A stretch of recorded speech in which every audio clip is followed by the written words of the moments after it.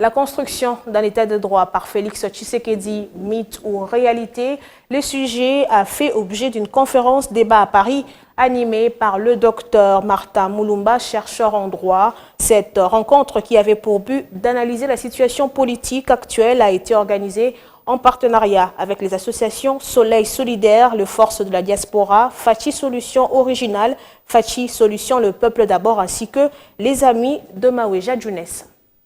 Dans une attitude de profonde humilité, les 60 ans de l'indépendance de la République démocratique du Congo appellent à la réflexion. Les Congolais de la diaspora, ceux des Paris en France, se sont livrés à cet exercice lors d'une conférence débat autour du thème « La construction d'un véritable état des droits par le président Félix-Antoine Tshisekedi, mythe ou réalité ». Ces assises animées par Maître Martin Mulumba, docteur et chercheur en droit public privé de l'Université de Panthéon-Sorbonne, ont sur base du contexte politique actuel passé en revue les acquis de l'indépendance en se projetant dans l'avenir avec la vision du président de la République démocratique du Congo qui prône l'instauration d'un état de droit.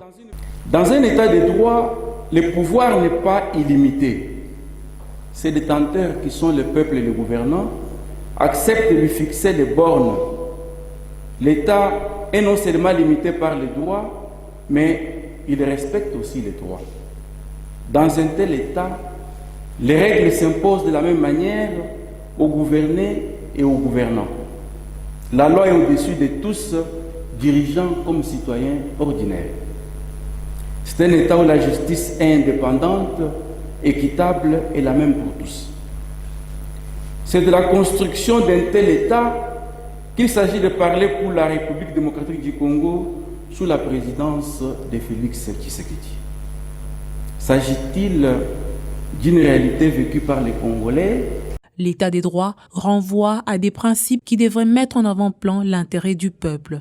Construire un état de droit ne relève ni d'une pratique mystique, ni d'un simple hasard de circonstances.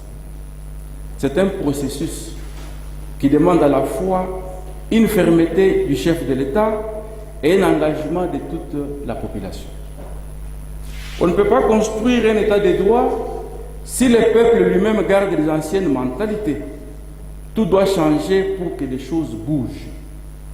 D'où la nécessité du changement de mentalité.